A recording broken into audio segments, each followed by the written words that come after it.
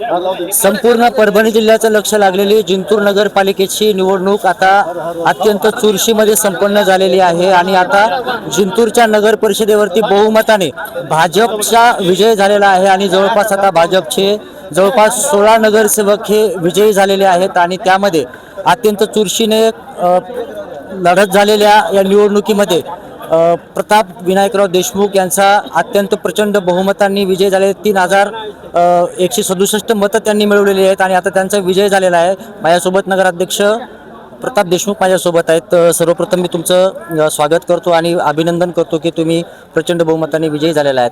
या विजयामागचं पहिली प्रतिक्रिया तुमची काय असणार आहे?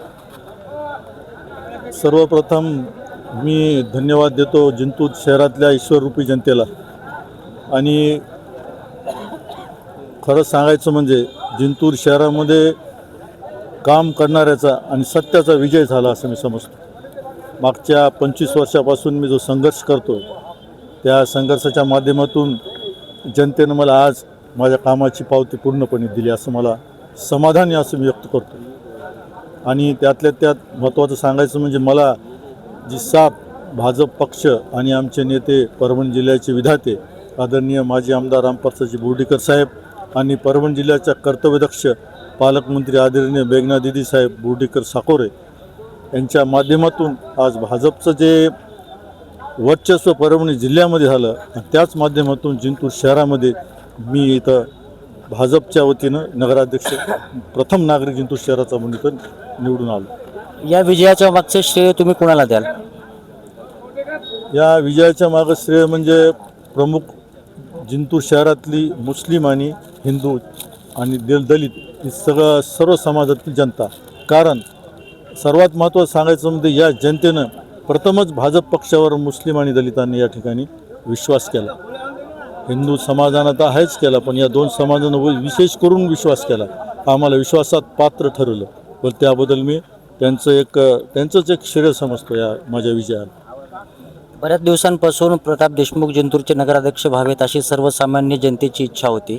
सर्वप्रथम तुमच्या नजरेमध्ये महत्त्वाचे काम कुठलं असणार आहे? नगराध्यक्ष पदाचा तुम्ही ज्यावेळेस पदग्रहण करणार आहात, शपथविधी घेणार आहात, त्यानंतर तुमचं सर्वप्रथम पहिलं काम कोणतं असणार आहे? आता कुठलं बी काम करत असताना श्री गणेश करायचा फार महत्त्वाचं असतं. म्हणून माझी एक मनातून अशी तीव्र इच्छा आहे आणि माझं आदरणीय पालकमंत्री दिदी साहेबासोबतही बोलणं झालं, साहेबासोबत बोलणं झालं. आम्ही असंच ठरवलं आहे की येणारं पहिलं काम असेल तर उर्वरित जे कामं राहिलेले आहेत जिंतूर शहरातल्या मुस्लिम आणि दलित आणि हिंदूच्या धार्मिक स्थळाचं काम, जे एक उर्वरित कामं असतील ते आम्हाला पूर्ण करायची आमचं एक संकल्पना आहे. आणि त्यानंतर जिंतूर शहरातलं विकासाची संकल्पना. राज्याचे उपमुख्यमंत्री अजित पवार यांनी जिंतूरमध्ये सभा घेतली आणि सभेदरम्यान ते असं म्हणाले होते की जिंतूरचा बारामती आम्ही करू. तुम्हाला काय वाटतं, तुम्ही काय करणार आहात? आता आमच्या पालकमंत्री दिदी साहेबांना तर ते दादाचं उत्तर त्यांनी दिलं. आता मी तर फार छोटा कार्यकर्ता आहे, पण दिदीनं त्यांना उत्तर काय बोलायचं त्यात बोलल्या निधीबद्दल. आणि आता आम्हाला तर दिदीच्या अध्यक्षाखाली कशी बारामती होईल हे पाहायचं आम्हाला आमचं वैशिष्ट्य आहे, आमचं मेन ध्येय आहे आणि आमच्या जनतेची साथ आहे.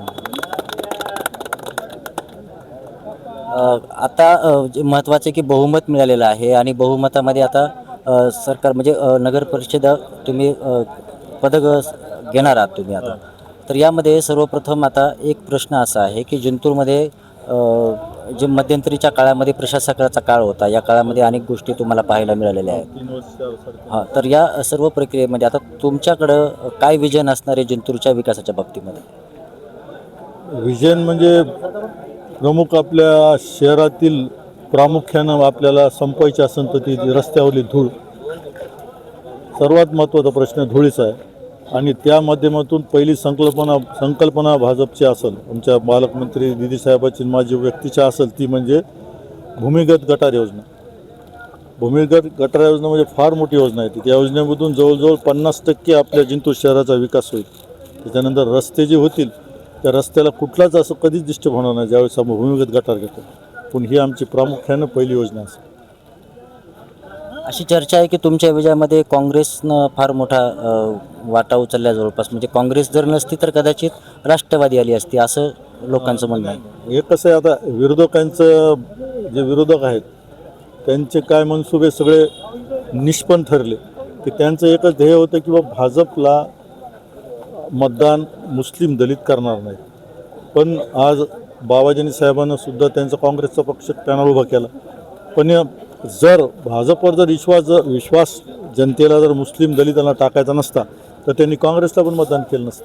त्यांना वन साईड मतदान राष्ट्रवादीला केलं असतं. पण त्यांना पाहिलं, त्यांना त्यांचे चेहरा पाहिला, जे नवीन यंगस्टर्स आहेत मुस्लिम समाजामध्ये त्यांनी ते काँग्रेसचा चेहरा पाहिला म्हणून ते त्यांच्यावरून त्यांना पाहून मतदान त्यांना केलं.